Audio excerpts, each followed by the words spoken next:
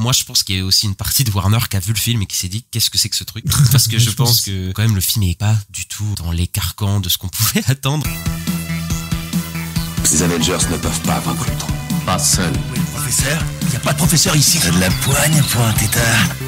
Il a l'œil à ma nana. Alors, certes, il y a eu des scènes de panique, Banana. certains préjugés. Et on descend avec le lapin blanc au fond du gouffre. Eastwood. Clint Eastwood. Qu'est-ce que c'est que ce nom à la mort moelle l'œil? Sa vie dans une école. Pourquoi vous obstinez-vous à ne pas comprendre mon action? Bienvenue dans ce nouvel épisode de LCDS. LCDS, c'est le format critique de la nuit des sorties où on analyse un film ou une série. Et pour ce faire, je suis comme d'habitude avec Al. Bonsoir Al. Bonsoir Ista, comment ça va? Ça va et toi? Ça va, écoute, content de parler du deuxième blockbuster de l'année, techniquement, il me semble. Parce que oui, je crois qu'il n'y avait pas d'autres avec Captain, oui. Moi, je crois que c'est les deux qui sont sortis. Qui ont plus de 100 millions de budget, ouais, on va dire, ouais. Donc oui. Ouais, bah, du blockbuster, quoi, pour le coup. Et celui-là, oui, il est un peu spécial. Voilà, bah, ça fait suite, parce que la semaine dernière, dans notre critique de la semaine, on avait parlé de Parasite, du coup, de Bong Joon-ho. Voilà, donc allez écouter notre épisode. Voilà, on était revenu longuement sur Bong Joon-ho et sur le film qu'on aime beaucoup. Et bah du coup, on attendait pas mal quand même Mickey 17 parce que nous on aime bien les films de Bong Joon-ho quoi en général. Et bah là, il se retrouve dans une saga, la saga des Mickey, parce que c'est le 17e de la saga Mickey. Qu'est-ce que t'avais pensé des Mickey 1, 2, 3 et 4? Non, pas du tout. Les 16 Mickey d'avant? Ouais, des 16 Mickey d'avant, parce que tu t'es tout retapé, je crois. J'ai vu le 5 et le 9. Ouais. Mais j'ai pas vu le 7. Ah bah le 7 c'est le meilleur. Hein. Ah ouais. Non, voilà, c'est plus sérieusement un film original de SF fait par un Coréen aux États-Unis, un gros budget. Qu'est-ce qui se passe? Que se passe-t-il? On peut se demander. Mais bon, on va revenir rapidement sur Bong Joon-ho parce que bah on a fait tout un épisode avec Parasite où on a parlé plus longuement, donc on va revenir. Mais bon, rappelle-nous, tu aimes plutôt bien Bong Joon-ho? Quel film tu as vu de lui? Quels sont tes préférés, Ista? Oui, oui, j'aime plutôt bien Bong Joon-ho, donc on en avait parlé dans l'épisode Parasite, mais oui, j'avais dit que Memories of Murder notamment, hein, qui est un de ces que j'avais beaucoup aimé, Snowpiercer, Okjar. Après, j'ai pas tout vu, mais m'en reste pas beaucoup parce qu'il a pas une énorme filmographie, mais ce que j'ai vu, j'avais plutôt apprécié, ouais. Ouais, bah pareillement, j'aime bien Bong Joon-ho. Moi, mes préférés, c'est Parasite, Mother et Memories of Murder qui m'avait scotché à l'époque. Donc voilà, Bong Joon-ho qui vient de la nouvelle vague coréenne, voilà. C'est marrant, ces films coréens, c'est pas ces films américains que t'as cités. C'est vrai pour le coup, mais c'est parce que peut-être ils sont un peu plus intimes et les films, on va dire que les films états-uniens sont un peu plus niveau blockbuster entre guillemets, même si oui. Snowpiercer a pas coûté non plus des milliers des cents. Mais voilà, il y a un côté un peu plus divertissement américain et tout. Mais Snowpiercer que j'avais revu, je l'ai revu quand même pas mal à la hausse pour le coup, alors que j'avais pas, tu vois, à l'époque, pendant longtemps, j'étais en mode, c'est peut-être un de ceux que j'aime le moins, et finalement, j'aime bien moins. Mais tu vois, ceux que j'aime le moins, c'est aussi des films coréens, tu vois, ceux que j'aime le moins, techniquement. Ouais. Moi, son premier film, Barking Dog, je suis pas le plus fan, et The Host, je l'ai pas revu, mais c'était pas non plus, voilà, je préférais ses autres films, pour le coup. Même si Okja, c'est pas le meilleur, je suis d'accord. Mais voilà, Bong Joon-ho, ça parle surtout de la lutte des classes, thématique aussi environnementale, voilà, avec un personnage principal qui est opprimé par un système et voilà, on va pas refaire tout ce qu'on a dit sur Parasite. Bong Joon-ho, ce que j'aime bien, c'est il a une mise en scène extrêmement maîtrisée et il joue sur beaucoup de tons, en fait, et beaucoup de genres qui nuisent jamais les uns aux autres, en fait, dans ses films. Voilà, c'est très typique du cinéma coréen qu'on connaît, de la nouvelle vague coréenne, hein, voilà, qu'il a amorcé il y a un moment maintenant avec Park Chan-wook et beaucoup d'autres cinéastes. Et ouais, moi j'aime beaucoup son mélange des genres, j'aime beaucoup la manière dont il a de traiter ses personnages, c'est-à-dire de manière souvent pas manichéenne et tout en les jugeant vraiment jamais. Et voilà, moi j'aime beaucoup ces réalisateurs qui rentrent pas dans les cases. Voilà, il arrive toujours à détourner l'attente des spectateurs et à nous surprendre. Voilà, et encore une fois aujourd'hui j'en reparlerai, mais bon, je m'attendais pas vraiment à ça non plus, quoi. Donc il arrive toujours à avoir un côté un peu frais, quoi. Et ouais, c'est un des seuls gars de Corée qui a réussi à garder son style et sa patte et ses thématiques dans le cinéma américain. Voilà, donc avec Okja, Snowpiercer et aujourd'hui Mickey 17. Mais qu'est-ce que c'est Mickey 17, Ista? Eh ben, Mickey 17, c'est une adaptation, figure-toi. C'est une adaptation du roman Mickey 7 de Edward Ashton qui est sorti en 2022, donc c'est assez récent. C'est ça, en fait, dès qu'il est paru, en fait, ils ont pris les droits, ils ont adapté, en fait, le bouquin, et ça raconte à peu près la même chose, que Mickey 17, c'est à peu près la même, je crois que la fin est un peu changée, il y a des trucs qui changent, mais en gros, c'est la même thématique du mec qui meurt en boucle pour une société, enfin, c'est à peu près la même chose, quoi, ça reprend, sauf qu'il a mis le 17 au lieu du 7, voilà, il meurt pas. Il en a mis plus. Voilà, il en a mis plus, pour le coup, mais c'est à peu près la même chose. Et, c'est, comme j'ai dit, c'est assez surprenant. Bon, voilà, Bong Joon-ho sortait de la Palme d'Or et du meilleur film aux Oscars avec Parasite, et donc du coup la Warner qui est peut-être un des seuls studios qui on va dire tente des fois de financer des projets un peu spéciaux. Voilà, on va pas se mentir. Ils sont restés longtemps avec notamment des Wachowski, ils leur ont produit plein de films. On peut pas dire qu'ils ont pas fait ça, ils ont pas, voilà. Oui, mais tu vois, la Warner, ils ont toujours alors voilà, ils ont quand même fait la majorité de leur production, c'est des franchises et tout, mais des fois, voilà, il y a eu des petites prises de risque et tout. Enfin, même Joker est une prise de risque, ce que tu vois, même s'il a pas coûté 150 millions, voilà, tu vois, des fois ils tentent certaines choses, et là, ils ont filé 120 ou 150 millions. Voilà, il y a plusieurs rapports. Les derniers rapports disent 118, apparemment 118 millions, donc il aurait pas coûté 200 millions ou quoi, mais bon, quand même, ça restait assez énorme pour un film de SF. La SF, on sait que c'est clivant au cinéma, ça marche pas toujours. Un film quand même avec un réalisateur coréen, enfin voilà, c'est quand même assez spécial, tu vois, de voir ce film-là qui a été fait et tout. Donc le film là, il a fait 40 millions au box-office international. Voilà, on va pas se mentir, on pense que il va pas cartonner quoi au box-office. De toute façon, c'était assez prévisible. Non, mais on a des chiffres de démarrage, il fait plus que ce que je pensais déjà. Donc c'est déjà pas mal, quoi. Sur le coup, mais oui, on s'attend pas à un énorme carton, clairement. Déjà de base. C'est ça. Donc voilà, c'est assez une anomalie. Je pense qu'il faut soutenir quand même. C'est assez intéressant de quand même aller se pencher sur ce genre de cinéma-là, parce qu'on se plaint souvent du cinéma américain qui est aseptisé et tout. Mais là, pour le coup, on a un blockbuster qui sort un peu des sentiers battus et qui va, je pense, totalement clivé, et on en reparlera. Mais au moins, c'est une proposition intéressante. Voilà, je pense que c'est au moins sur ça, on se rejoindra assez largement, quoi. Oui, c'est à part, clairement. Et puis c'est son seul vrai, techniquement vrai blockbuster américain, parce que Snowpiercer, faut savoir que déjà il a coûté 40-50 millions, donc c'est pas un blockbuster, mais c'était une coprod coréenne, française, américaine, tu vois, il y avait un truc un peu, voilà. Et Okja, c'était un film de plateforme, tu vois, c'est un film Netflix, financé par Netflix. Là, c'est vraiment un film de cinéma, il y a un truc un peu spécial, quoi, autour du film, quoi. Pour le coup, quoi. Bon, même si Snowpiercer, je me souviens qu'il était vendu comme un blockbuster, quoi, à l'époque. Ah oui, non, mais complètement, de toute façon. Cinéma, tout ça, voilà, quoi. Il était vendu comme tel, mais il avait pas du tout, les financements, c'était pas du tout ça, quoi. Mais du coup, qu'est-ce que tu peux nous dire sur Mickey 17, sur la production? Eh bien, le tournage a commencé, le 2 août 2022, et en décembre 2022, ils ont sorti une première bande-annonce très courte, un petit teaser, qui disait que le film allait sortir en mars 2024 aux États-Unis, mais en janvier 2024, ils ont annoncé que la sortie a été repoussée, à l'époque à une date déterminée, mais au final c'est un an plus tard, quoi, là, en mars 2025, sur le coup. C'est ça, ils ont dit que c'était pour laisser plus de temps à la post-production. On sait pas, c'est ce qu'ils disent, on sait pas exactement pourquoi. Moi, je pense qu'il y a aussi une partie de Warner qui a vu le film et qui s'est dit, qu'est-ce que c'est que ce truc? Parce que je pense que il y a un truc de, quand même, le film est quand même pas du tout dans les carcans de ce qu'on pouvait attendre, et je pense qu'ils s'attendaient pas à ça. Donc c'est possible aussi ça. Après, la post-production, on en reparlera, mais effectivement, peut-être qu'ils ont vu que c'est un film de SF avec pas mal d'effets aussi, peut-être qu'ils ont laissé le temps aussi, voilà. Mais c'est vrai que voilà, le film, il a été tourné en 2022, il sort en 2025, ça fait 3 ans après, c'est quand même long comme post-prod, tu vois, c'est quand même un truc assez fou, quoi. Et il s'est passé des choses entre-temps, en plus, politiquement parlant. Mais après, Bong Joon-ho a déclaré qu'il avait eu le final cut. Donc il dit que c'est son film, il renie pas du tout, voilà, il dit qu'il avait eu la final cut.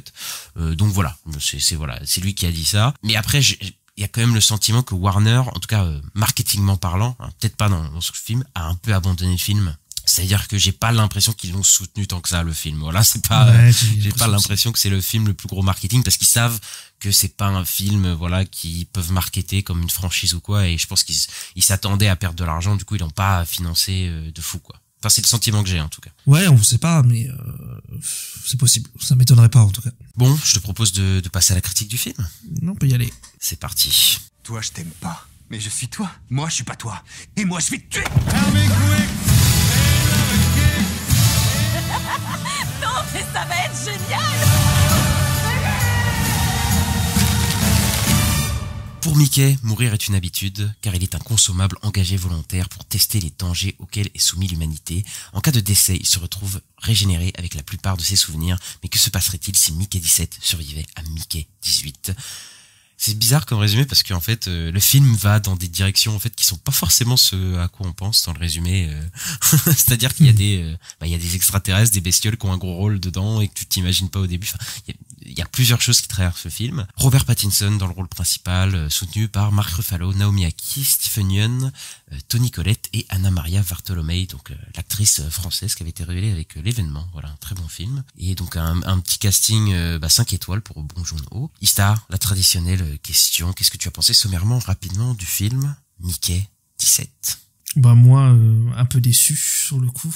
J'ai pas réussi à vraiment rentrer à fond dans l'histoire, à m'attacher de faux personnages malheureusement. Mais je trouve qu'il y a quand même des choses qui sont chouettes. Déjà les thèmes de Bong Joon-ho sont là, hein. C'est un film de Bong Joon-ho, il y a pas à tergiverser quoi. Ça parle de capitalisme, que c'est pas quelque chose de bien, que sur le coup c'est il y a un peu un discours sur la cause animale aussi, je dirais, etc. Enfin, moi, je vois un peu du Okja, un peu de tout ce qu'il a fait, du Parasite, etc. Un peu de tout ce qu'il a fait, tous ces thèmes sont présents, en tout cas. Donc, voilà, ça, c'est plutôt bien. Il y a quand même des scènes que je retiendrai, la scène du dîner, ou le début du film, je trouve marrant, avec, la voix off et comment il raconte, toutes ces morts, là. Sur le coup, c'est un peu rigolo, je trouve. Alors que c'est horrible, mais c'est rigolo en même temps. C'est une comédie, hein, après. Donc, ouais, mais je trouve par exemple le troisième acte assez décevant et des fois ça en fait peut-être un peu trop des caisses, mais ça c'est un débat quoi. Et donc ouais, moi j'en suis sorti un peu déçu quoi. Alors moi je m'étais mis en condition avant le film et je crois que je l'avais dit dans les critiques dans Parasite, je me suis dit ça va pas être, je vais pas avoir la claque que j'ai eu dans Parasite, donc je m'attendais un peu, tu vois, j'ai essayé de remettre mes attentes, même si c'est Bong Joon-ho et tout, et j'attends quelque chose un peu à zéro, parce que je me suis dit si j'attends l'après Parasite ou quoi, je vais être déçu forcément. Et du coup j'ai plutôt aimé le film, même si en fait c'est marrant parce que j'ai un peu de mal à donner un avis définitif en fait sur le film. Il y a quelques films des fois dans l'année qui me font ça. C'est-à-dire, tu vois, par exemple, on n'enregistre pas directement après avoir vu le film, tu vois, nous. Non. Et je suis content en fait de qu'on fasse ça parce qu'en fait, je pense que si j'avais vu, enfin, à la sortie de ce film, genre le soir même ou un jour après, tu vois, je pense que j'aurais eu encore moins de choses à dire ou vraiment de comment étayer un peu ce que j'ai ressenti devant le film, parce que c'est vrai que c'est un film qui est vraiment déroutant en fait, je pense, tu vois, pour le coup c'est un ovni en fait dans la production américaine, ce film là, tu vois. C'est-à-dire que je sais pas, c'est une des premières fois que ça m'est arrivé plusieurs fois dans le podcast, mais tu sais où je sais pas vraiment comment l'aborder, tu sais, par où commencer. C'est-à-dire que c'est un film que je trouve vraiment désarçonnant, mais c'est un peu aussi ce que j'aime dans le film, tu vois. C'est un film qui est mal aimable mais que j'ai envie d'aimer en fait, parce que c'est un film qui est... Ouais, je crois que je vois. C'est un film, je pense que c'est le défaut qu'on aura tous, c'est un film foutraque, mais complètement foutraque, comme pas possible. Même si je trouve sa première heure, par exemple, est assez, et pas vraiment foutraque, je trouve qu'elle se suit plutôt bien, et c'est peut-être, moi je la trouve super, c'est peut-être la meilleure partie du film, hein, je pense, la première heure. Et après ça se perd un peu avec des sous-intrigues et tout. Mais c'est ça que ça m'évoque en fait, c'est que c'est-à-dire que j'ai rarement vu ça dans la production américaine, quoi, ce genre de film, quoi. Par exemple, on peut parler d'un film qui est complètement dissonant, c'est-à-dire que c'est un film qui est pas vraiment un blockbuster américain, c'est plus il a vraiment une approche coréenne en fait dans son film, quoi. Et c'est pour ça que je pense qu'il dit qu'il a eu Final Cut, je le crois en fait, c'est-à-dire que je mélange tous les genres quoi. C'est ça, c'est qu'il y a vraiment mais même tu vois, on peut s'attendre, on a vu les bandes d'annonces et tout vendent pas du tout le film que c'est, parce qu'ils ont essayé de faire une bande-annonce un peu blockbuster, comédie. C'est dur, je suis d'accord, c'est dur. Tu vois, mais ça peut pas du tout définir le film comme il est, quoi. C'est-à-dire que c'est un film d'action, mais pas vraiment, en fait, comme on peut le penser. Il y a un côté un peu anti-spectaculaire dans le film. Il y a même un côté, il y a un moment, pendant tout le milieu du film, c'est un huis clos, quoi. Tu vois, pendant un long moment, on est à l'intérieur, quoi. Et effectivement, comme tu l'as dit, c'est un mélange de genres, de tons, et c'est très commun, en fait, au cinéma coréen, ça, et à ce que fait Bong Joon-ho depuis longtemps. Et je trouve, encore une fois, ça me dérange pas du tout, une partie qui me dérange dans le film, de passer de plusieurs genres et tout, quoi. Mais c'est vrai qu'il a un rythme qui est pas du tout commun, quoi. Et c'est rare, je trouve, même parce que c'est un film qui est complètement absurde, on y reviendra, mais je trouve que c'est rare de voir un film qui pousse les potards de l'absurde aussi loin. Et je pense que c'est ça qui clive aussi, hein, pour le coup. Je sais pas si t'es d'accord. Bah, pas pour moi. Enfin, en tout cas, moi, ça m'a fait rigoler, quand même. Sur le coup. Non, mais je veux dire, j'ai rarement vu un film hollywoodien absurde qui est aussi poussé, tu vois, dans son côté absurde, tu vois. Je serais pas te dire un film de comédie absurde comme ça à plus de 100 millions, tu vois, de tête, après peut-être il y en a, mais tu vois, j'en vois pas du tout. J'en ai peut-être un, genre True Lies, tu vois. Ah mais tu vois où tu vas chercher loin, tu vas chercher, oui, tu vas chercher dans les années 90, tu vois, genre je parle vraiment actuellement ou trucs comme ça, tu vois. Ah oui. Tu vois, dans les productions actuelles et tout, tu vois, c'est un peu un ovni, je trouve vraiment. Oui, je trouve même aussi. dans le côté comédique, quoi. Oui, non, mais je trouve aussi que c'est clairement un film à part et qu'il n'y en a pas deux comme ça. Et c'est un film de Bong Joon-ho, comme je disais. C'est son, voilà, c'est pas, oui, c'est pas devenu un film plat parce qu'il va à Hollywood ou quoi. Non, c'est vraiment un film à lui. Ça, y a pas de... Mais c'est ça aussi que j'aime bien dans le film, c'est qu'il va, et c'est ça aussi que je pense qu'il va rebuter. Il est complètement clivant, ce film. C'est-à-dire que il y a pas un mec, enfin, même si peut-être qu'ils ont essayé de charcuter le film et de le rendre plus plat, c'est pas possible en fait. Enfin, je veux dire, tellement tout est poussé à fond, tous les potards sont poussés. Et moi, j'imagine les exécutifs de Warner qui ont dû bugger en voyant le film dans la salle de montage avec Bong Joon-ho. Ils se sont dit mais qu'est-ce qu'on a fait Qu'est-ce qui se passe? Je comprends pas, tu vois. Et c'est encore une fois, comme je dis, Bong Joon-ho, je m'attends jamais à ce qui va arriver dans le film.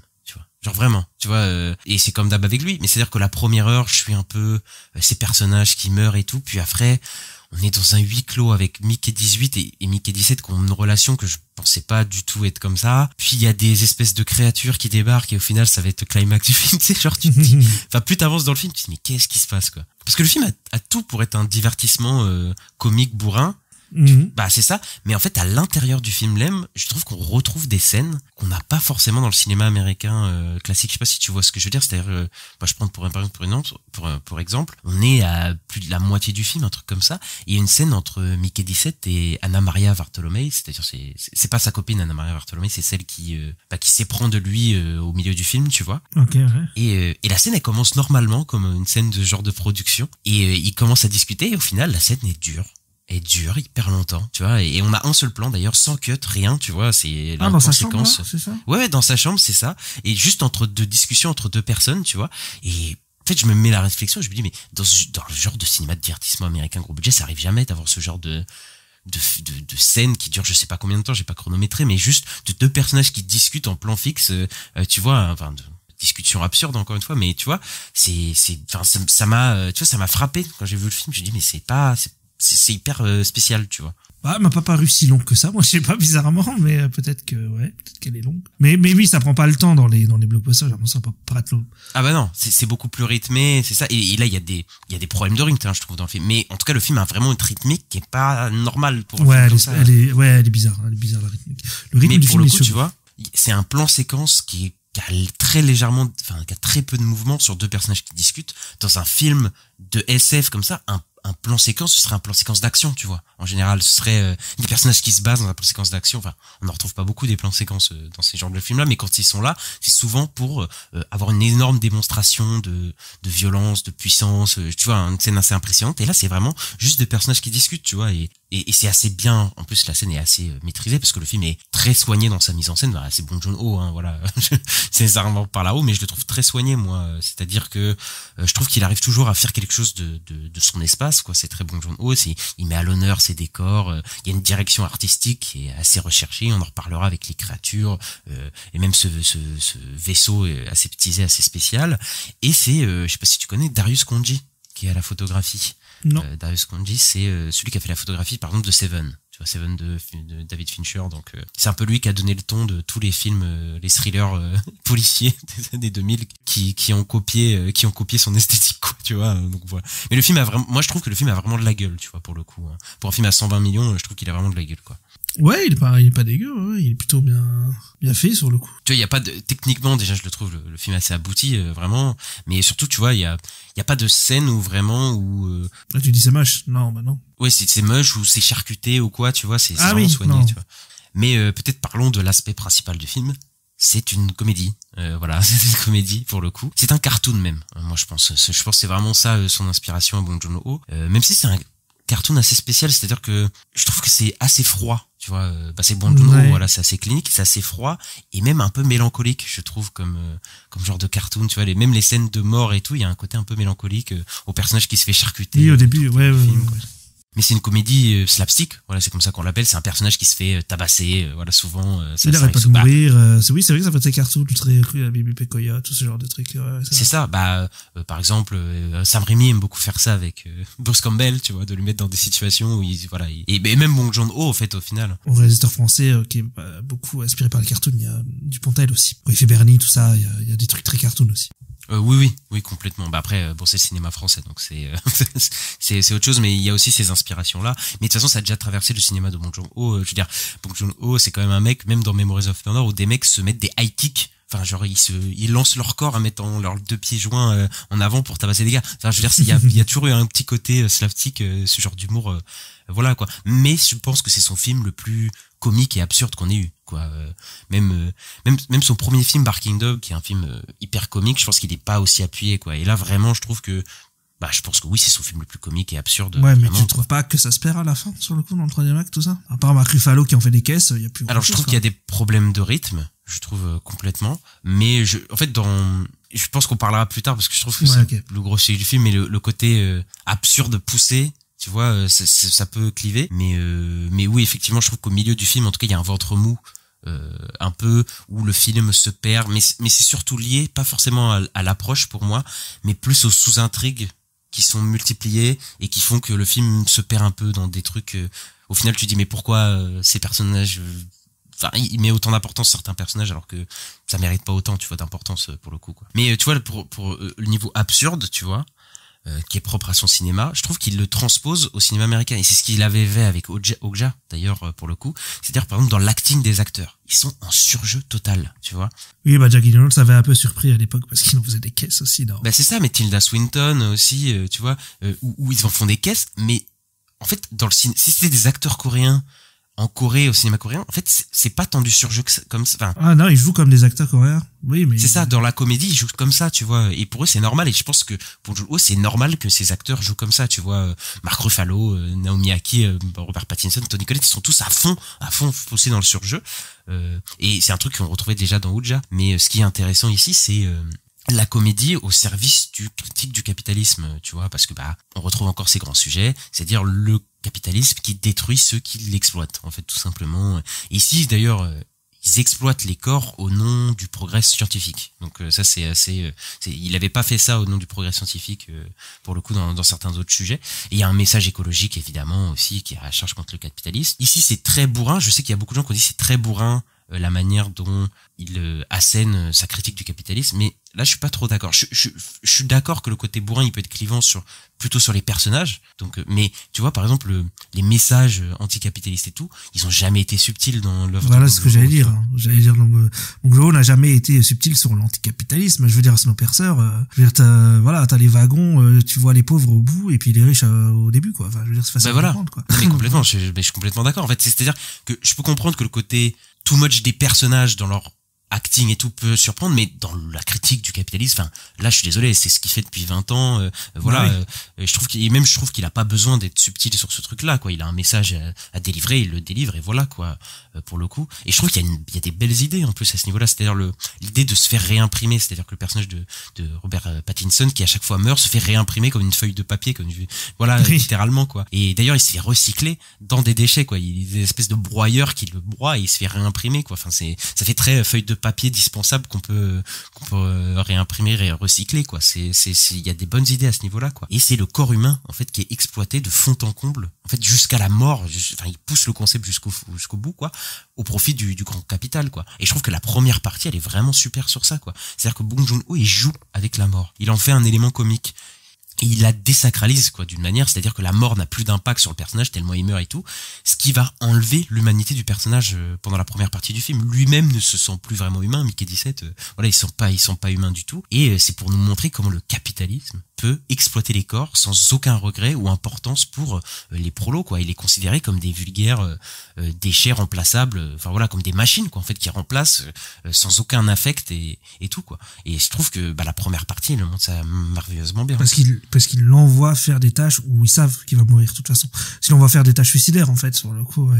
Et sur le coup, il est fait pour ça, quoi. Il est fait pour qu'il soit remplacé. Et ça, c'est poussé au paroxysme, mais c'est un peu le rêve de certains industriels, tu vois, de pouvoir disposer des corps. Qu'on soit des machines, quoi. Mais c'est ça, tu vois, disposer du corps humain, mais comme bon leur semble en fait. Mais après, tu vois, au bout d'une heure de film, j'étais en mode, je sais pas comment il va me rattraper parce que à partir de là, je trouve qu'il y avait un peu une distance avec le personnage. C'est-à-dire que le côté satirique, bourrin, couplé au fait de désacraliser complètement la mort de ce personnage qui sont plus humains, je me dis, mais comment il va m'attacher à ces personnages-là? Parce que tu vois, tu vois, le Mickey 17 et 18, enfin en tout cas Mickey 17 pardon, au début, je suis pas vraiment attaché quoi, tellement il est dans un rythme, enfin tu vois, les scènes sont très drôles, hein, les scènes de mort et tout ça, je trouve ça marche plutôt bien, mais je me dis mais comment ils vont me faire m'attacher à un personnage comme ça, tu vois, ou même comment il va donner de l'enjeu à ce personnage là quoi. Et en fait il va remettre dans le jeu au milieu du film, simplement en mettant le double, et à partir du moment où ils sont tous les deux à l'écran, ils ont un risque en fait, c'est que s'il meurt, Mickey 17 il peut plus revenir à la vie, et c'est là que d'un coup va y avoir tout un parcours de ce personnage pour retrouver en fait son humanité qu'il a perdue à cause du grand capital, d'être vraiment juste un écrou remplaçable ou quoi. Et en fait les seuls, malheureusement c'est peut-être le problème du film, c'est les seuls personnages vraiment auxquels je suis à fond, c'est Mickey 17, Mickey 18 et sa copine dans la dernière partie du film. Parce qu'en fait, c'est ça en fait, mais vraiment dans la deuxième partie du film quoi, c'est-à-dire que en fait le personnage de Mickey 17 va retrouver une sorte d'humanité à travers le regard des autres. C'est-à-dire que sa copine, on découvre à travers un montage assez spécial que en fait sa copine, en fait qu'on voit juste comme sa copine pendant une heure de film. Tu sais, au début on se dit c'est sa copine, mais il y a rien vraiment autour de elle. En fait il y a un montage qui revient en fait sur le fait que sa copine elle l'accompagne depuis le début. En fait elle a vraiment un attachement pour lui, elle fait tout pour lui. En fait au final elle est pas si mis de côté en fait que ça quoi. Et à travers aussi du personnage d'Anna Maria Bartolomé qui va aussi le défendre un peu dans une scène de dîner qui est assez jouissive, et Mickey 18 lui-même qui est vraiment radicalement différent de Mickey 17 et qui va essayer de le réveiller quoi, et qui va être en mode en fait t'essayes pas d'être un bout de chair non plus quoi, tu vois, et c'est vraiment comme ça qu'il va retrouver une genre d'humanité et jusqu'à retrouver potentiellement une identité à la fin du film et tout, et de plus être juste un numéro interchangeable et jetable quoi. Mais par contre chaque Mickey qui se réimprime il a une autre personnalité sur le coup, parce que le 18 est complètement différent du 17 sur le coup. C'est là où franchement faut pas chercher trop loin. Ouais, okay. C'est-à-dire que non mais personnellement j'ai pas trop compris, tu vois. Mais après je pense que c'est un peu en mode peut-être t'es la même personne, mais si tu te réincarnes dans un autre corps avec une vie différente, tu peux avoir une personnalité différente. Mais après ce côté-là, on est tellement d'un côté absurde et tout que au final j'ai pas essayé de chercher, tu vois, le truc. En vrai c'est drôle parce que 18 il veut buter tout le monde, ça me faisait un peu rire quoi. Ouais, mais c'est ça, en fait, ils ont une personnalité différente. Bon, effectivement, il y a pas un truc rationnel de pourquoi il est différent, mais bon, je vais pas chercher la rationalité du tout dans ce film-là. Enfin, vraiment pas, quoi, tu vois. Il y a pas du tout un côté recherche du réel naturaliste du tout dans ce film. Voilà, on est complètement à côté, quoi. Mais moi, la scène de dîner, je trouve que c'est une des meilleures scènes du film, pour le coup. Et qui montre bien l'exploitation du capitalisme sur l'humain, quoi. C'est-à-dire que le mec teste, dans sa nourriture un produit, quoi. Et même au moment de le sauver, il teste un sérum pour un produit pour le sauver quoi. Enfin c'est un truc de fou quoi, à tel point où il pousse le truc à bout, et moi la scène me fait très rire, et je trouve que Robert Pattinson le joue très bien à ce moment-là quoi. Oui, c'est une des scènes les plus marquantes du film, je trouve aussi. En tout cas, je pense que c'est une qui restera, qui marquera un peu pour ceux qui ont vu le film.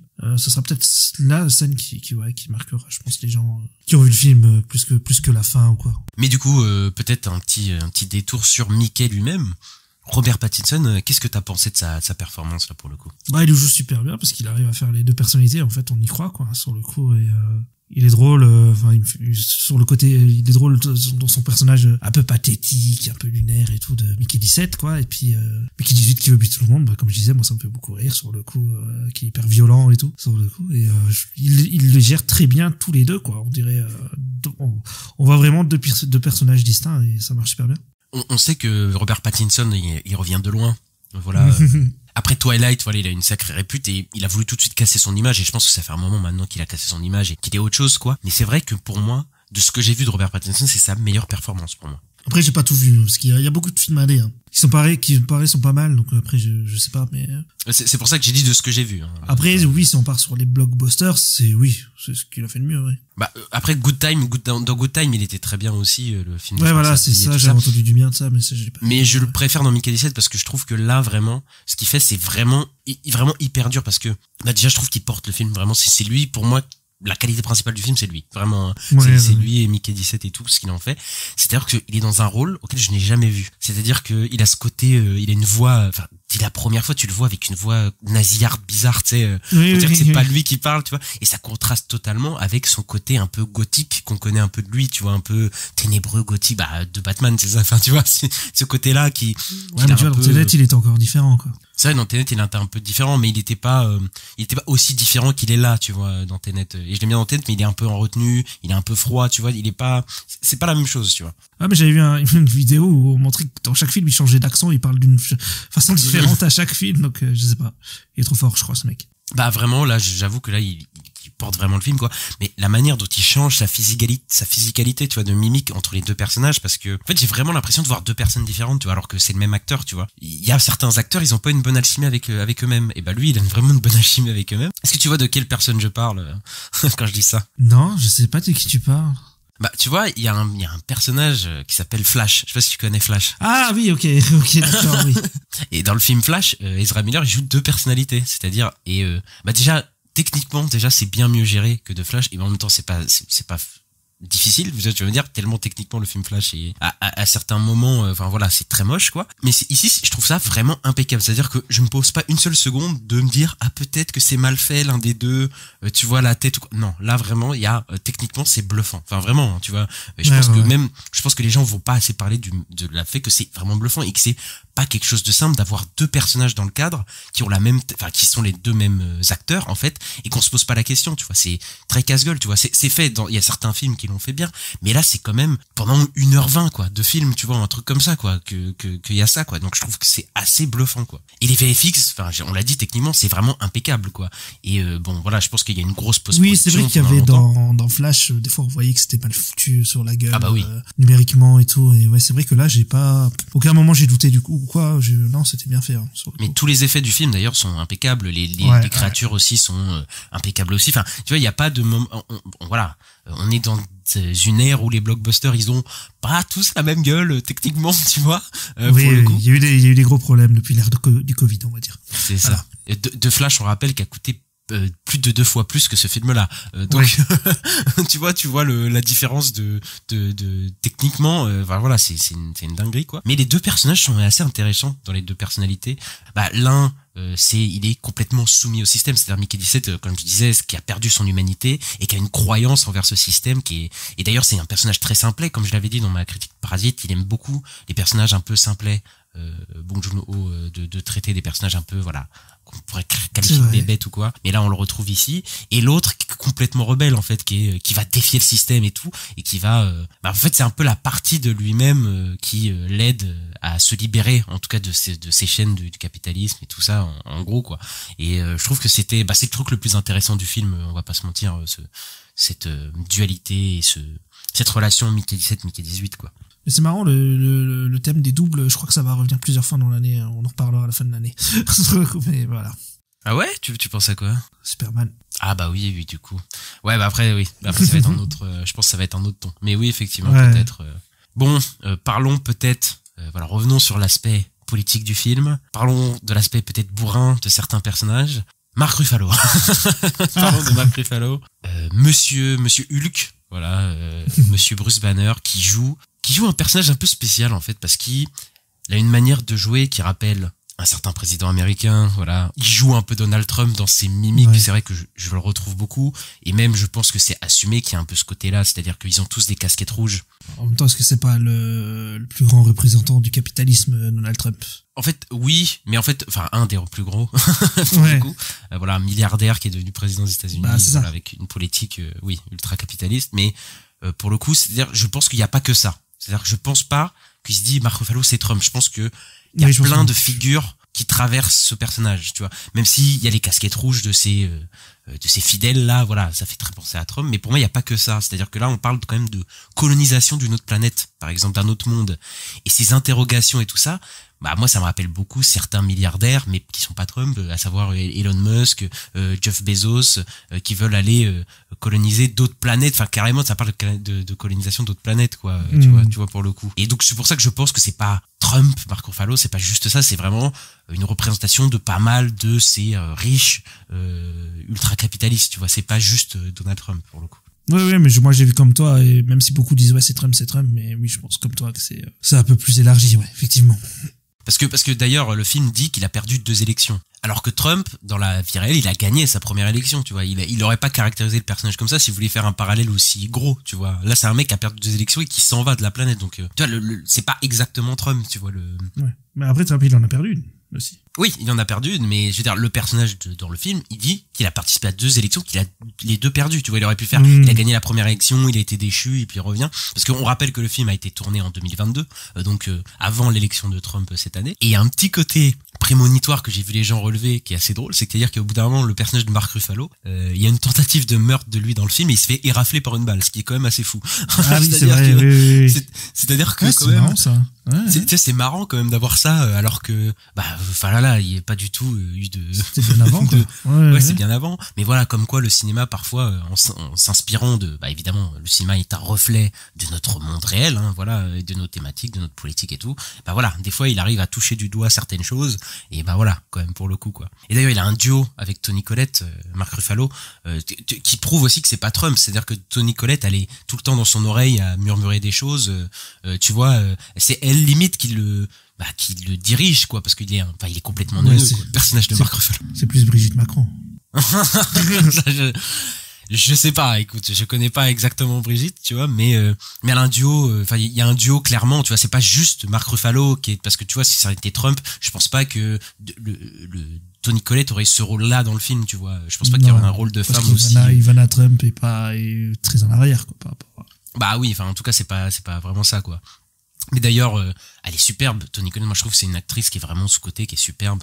Elle est géniale dans Hérédité, par exemple, dans pas mal de films. Dans Jury numéro 2, elle était aussi, récemment, elle était superbe. Et elle fait un petit peu du Tilda Swinton. C'est-à-dire que Tilda Swinton, dans Okja et dans Snowpiercer, elle est un peu...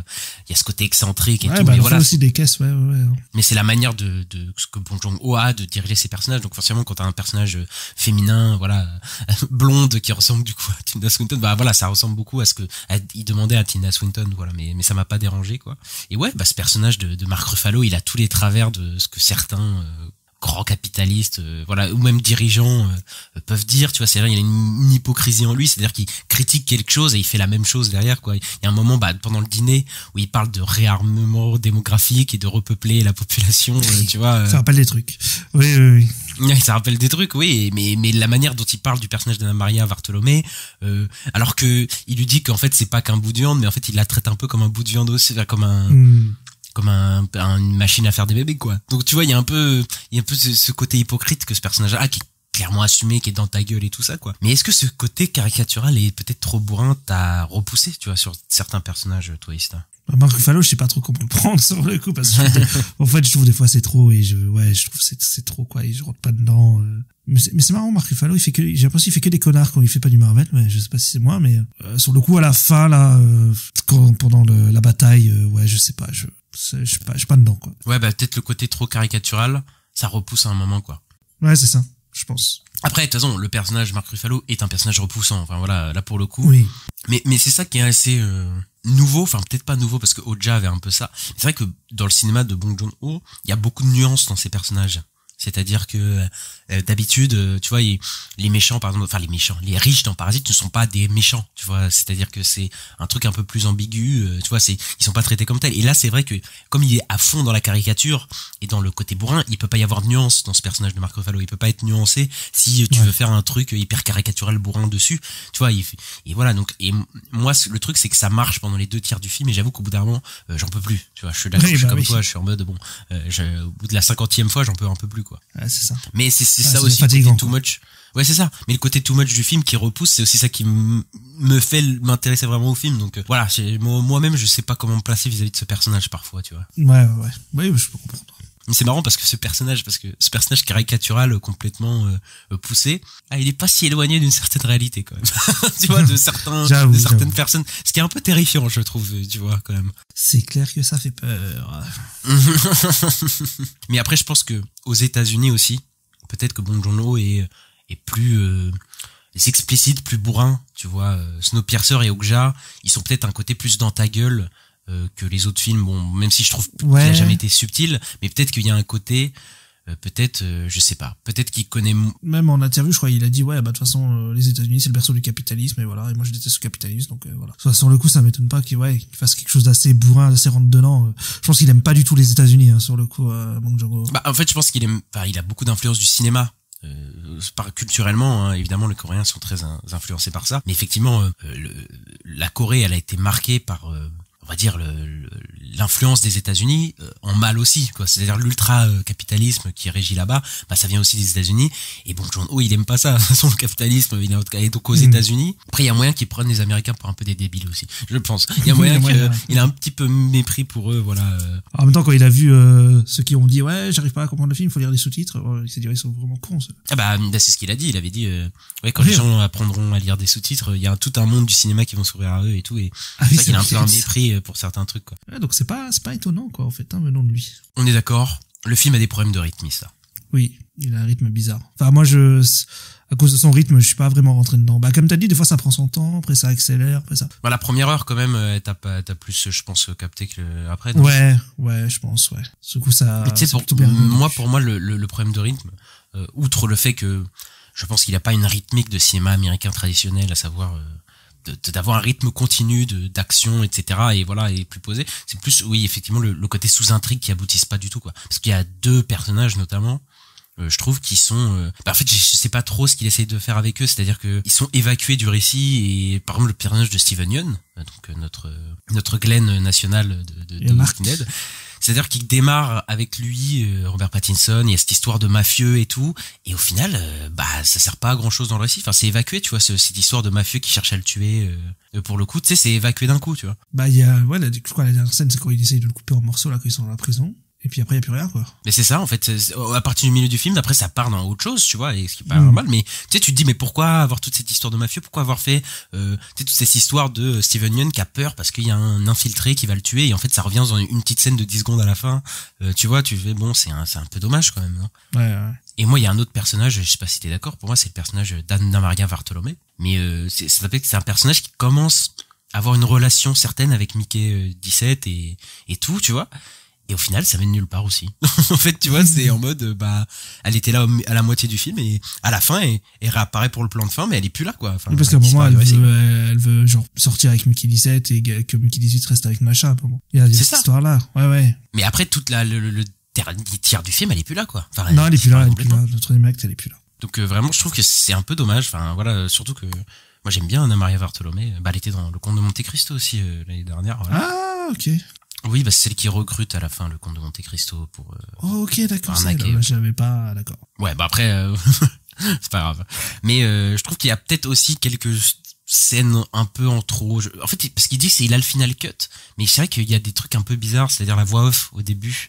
C'est-à-dire qu'elle est un peu envahissante au début, et je me dis, mais est-ce qu'elle est là pour combler des coupes, tu sais, des coupes de ce que devait être le film ou je sais pas quoi. Ouais, bon, lui il dit qu'il a eu Final Cut et au final non, mais c'est vrai que cette voix off, elle m'a un peu, enfin tu vois, je suis pas très fan moi pour le coup. Ouais, quand tu vois que ça a été repoussé de un an, et si tu te dis, ouais, ils sont, comme tu te dis, ouais, ils ont rien compris, ils ont peut-être dit, faudrait rajouter une voix off, tu sais, Oui. Ah oui, les Américains.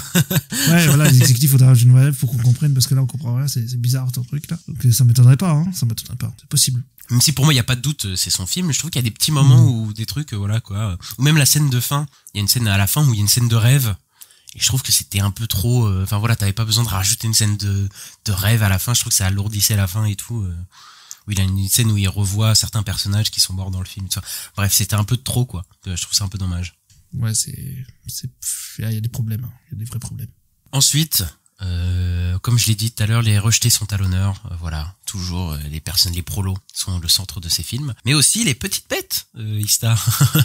Puisqu'il y a tout un truc avec des bestioles, quoi. Et je m'attendais pas du tout à ça parce que j'avais un peu évité les bandes d'annonces, mais tu vois, il y a eu tellement de, enfin, tu vois, je vais au ciné souvent, donc tu vois, je vois la bande d'annonce, je me couche un peu les yeux, mais je savais pas du tout que le film allait porter autant d'importance à des extraterrestres, enfin, des extraterrestres, techniquement c'est les humains, les extraterrestres, vu que c'est eux qui arrivent sur la planète, techniquement. Vu qu'ils partent pour la colonisation, ouais. Mais pour le coup, je m'attendais pas à ce que, ils aient autant d'importance, et moi, je les aime plutôt bien, en fait, ces bestioles, hein. Ouais, bah pareil. Après, je savais qu'elles étaient dedans parce que je crois qu'ils avaient une peluche ou dans une avant-première ou un truc comme ça. Là, j'avais vu les petites avant-premières avec Bong Joon-ho et Pattinson qui se baladent un peu partout, là, qui font des chœurs et tout. Et j'avais vu un peu le design des bestioles. Mais moi, je m'attendais pas à ce qu'il soit aussi important dans le film. Je pensais que ça allait juste être un truc en fond. Au final, il y a une vraie intrigue. Une vraie surprise. Ouais. Autour de ces bestioles-là. Et ça parle de colonisation, donc c'est pas si Ah bah, c'est pas anodin, je pense. Mais tu vois, même la manière dont il est présent, c'est-à-dire qu'ils arrivent dans la première scène, mais elles arrivent de manière totalement horrifique, quoi. En fait, ces bestioles, on a l'impression qu'il va se faire bouffer, quoi. C'est-à-dire qu'ils ont l'air horribles au début et au final on finit par s'attacher à eux, en fait, à ces bestioles là. Et c'est-à-dire que ils ont des designs, le design déjà est super. Moi j'aime bien les bêtes avec des tentacules comme ça, je trouve que ça marche plutôt bien. Mais en fait ils ont l'air terrifiantes en fait au début, ces créatures là, tu vois. Et en fait il y a un petit design un peu Lovecraftien même, un peu sur ces personnes, ces créatures. Et en fait il arrive à les rendre vraiment attachants, tu vois, vraiment au fur et à mesure du film et tout, tu vois. Elle les rend même un peu mignonnes, alors que c'est bizarre un peu de dire ça pour le coup. Et je trouve qu'il sait vraiment y faire en fait avec les bêtes. Bong Joon-ho, ouais, ça marche bien. Ouais. Avec The Host, déjà, c'était un grand film de monstres et tout ça, mais Okja aussi, tu vois, voilà, où il y avait cet énorme porc à qui il arrivait à nous attacher, et je pense qu'il a vraiment de l'amour pour les bestioles, pour ces bestioles-là, quoi. Ouais, ça m'attendait pas qu'il soit végétarien, moi. C'est vrai que je me demandais s'il était végétarien ou quoi. Je pense pas qu'il est végétarien, quand même, parce que dans Okja, j'ai revu, il dit pas arrêter de manger de la viande, tu vois, le film, c'est pas vraiment ça, quand même. Moi, j'avais pas l'impression qu'il y avait ce message-là à la fin d'Okja. Parce qu'en plus, il me semble, un groupe de résistants, un peu, oui, mais en fait, le film parle de la consommation de masse et des abattoirs, tu sais, des trucs horribles d'animaux. Mais tu vois, par exemple, les personnages qui sont avec le cochon, donc la fille qui est avec le cochon et son père ou son grand-père, je sais plus, ils mangent de la viande en fait. Ils mangent de la viande, ils mangent du poisson, ils mangent des trucs comme ça. En fait, mais le film te dit pas arrêtez de manger de la viande, tu vois. Et franchement, je trouve que ça aurait été pas très bien d'avoir un truc comme ça. Il te dit qu'en fait, il y a un problème, c'est les méthodes capitalistiques. Je sais pas si ça se dit du tout ce que je veux dire. Non, mais bon. J'ai bien aimé le dire, j'ai bien aimé ce mot. Mais en fait, comment ça s'appelle, les abattoirs à la chaîne et les trucs comme ça, en fait, la surconsommation, tout simplement, en fait, ça mène à des trucs horribles. Voilà, et la façon de traiter les animaux, c'est horrible, en fait. Il te dit pas ne mangez plus jamais de viande, voilà, c'est pas bien, mais il te dit peut-être qu'on devrait revoir notre manière de produire la viande, tu vois, peut-être que voilà quoi. Ça attaque le système. De toute façon, c'est toujours ça. Bon, ça attaque le système capitaliste en soi, ça attaque pas des gens ou des trucs comme ça, quoi. C'est vrai. L'idée, c'est toujours un peu ça. Et là, c'est pareil avec les bestioles, hein, sur le coup, ça attaque la colonisation, quoi, le concept de colonisation, tu vas sur une planète et, genre, tu t'appropries des ressources, tu fais sûr, on est chez nous, et puis voilà, quoi. Et d'ailleurs, le personnage de Mark Ruffalo qui, les traite comme des étrangers alors que c'est lui qui est étranger dans cette planète normalement, tu vois, et il fait vraiment des attitudes de colons, de colonisateurs, quoi, total, quoi. Complètement. Mais pour revenir à ces bestioles, j'aime bien la manière dont il les utilise, enfin la manière dont il se déplace en fait ces créatures, parce que je trouve que ça donne des super scènes en fait à la fin où les insectes montent entre eux, tu sais, ils cachent la mère la mère supérieure des bêtes, en gros, qui est la dirigeante. Tu sais, j'aime beaucoup ces effets-là où où il y a des masses d'insectes qui tournent autour et tout. Je trouve que ça me met des séquences assez dantesques. Et je trouve que, je te l'avais dit. Impressionnant, hein, quand même. Ah, c'est très impressionnant, c'est plutôt bien fait. Mais je trouve que ces bêtes ressemblent beaucoup à celles dans Nausicaa, la vallée du vent. Oui. Et qui sont les oku, je sais les omus. C'est ces espèces de mille pattes géants, quoi. C'est ça, les omus, des bêtes tentaculaires et tout. Et je trouve dans le design, ils ressemblent beaucoup. Et aussi, comme dans Nausicaa, il y a un bébé qui va être au centre, qui va être pris par des humains, et tu sais, qui va être au centre d'un conflit entre les espèces de créatures et les humains, quoi. Et là, c'est la même chose, quoi. Donc, je pense qu'il y a un peu un truc vis-à-vis de ça, quoi. Moi, je pense clairement qu'il a vu Nausicaa et tout, quoi. Il faudrait que je revoie Nausicaa, mais ouais. Après, comme toi, je sais pas trop le climax ou le placer, tu vois. Enfin, c'est-à-dire le climax d'action, le sacrifice de certains personnages. C'est vrai que il y a des, je pense qu'il a un côté anti-spectaculaire, le film, qui l'empêche de peut-être. Ouais, parce que voilà, il y a le sacrifice d'un personnage important à la toute fin du film. Et moi, ça m'a rien fait personnellement, émotionnellement, tu vois. Quand même un peu, mais en fait c'est tout ce qui est autour qui m'a pas fait vibrer, tu vois. Mais ce personnage là, oui, parce que je m'étais attaché, mais c'est vrai que autour j'ai pas trop été à fond dedans, quoi. Même s'il y a des scènes de fou, hein. Il y a une scène d'ailleurs où le personnage de Noémie Aki, je sais plus son nom, elle doit rattraper une corde. Et je trouve que c'est incroyable ce passage-là, tu vois. Ouais, je vois. Mais bon, voilà. On a essayé de faire une critique du film, mais c'est vrai que je trouve que c'est assez difficile d'en parler du film Donc quand même, je trouve, je sais pas si c'est peut-être il est trop riche, peut-être un peu foutraque, un mélange d'un peu tout ça. Mais après aussi, comme tous les films de Bong Joon-ho, je pense que en fait, les années, et tu sais, les revisionnages te font découvrir d'autres choses en fait au final dans le film.